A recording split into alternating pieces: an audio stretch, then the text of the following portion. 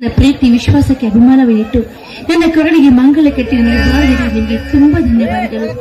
ಇವತ್ತಿನ ಈ ಶುಭ ದಿನದಂದು ನನ್ನ ಕೈಯಾಗಿ ನಿಮಗೆ ಹಾಲು ತಂದಿರುವುದು ದಯವಿಟ್ಟು ಸ್ವೀಕರಿಸಿ. ಭಾರತಿ, ನವ ದಂಪತಿಗಳಾದ ನಾವು ಇಂತಹ ಸಮಯದಲ್ಲಿ ಸತಿಯಾದವಳು ತನ್ನ ಪತಿಗೆ ಪ್ರಥಮ ರಾತ್ರಿ ದಿವಸ ಪ್ರಥಮ ಕಾಣಿಕೆ ಈ ಹಾಲು ಸಕ್ಕರೆ ಕೊಡುವಳು.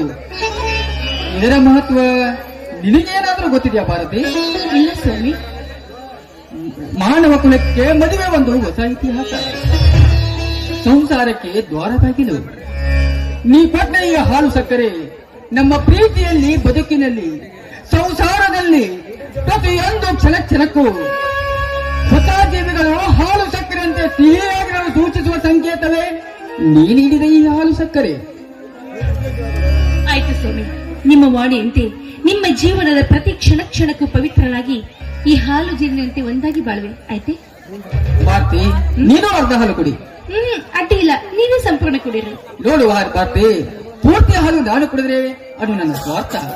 ಅರ್ಧಾಂಗಿನಿಯಾದವಳಿಗೆ ಅರ್ಧ ಹಾಲು ಸಿಗಲೇಬೇಕು. ತೆಗೆದುಕೋ ಅರ್ಧ ಹಾಲು. ನಿಮ್ಮ ಮಾತಿಗೆ ಪ್ರತ್ಯುತ್ತರ ನೀಡುವಷ್ಟು ದೊಡ್ಡವಳು ನಾನಲ್ಲ. ಕೊಡಿ.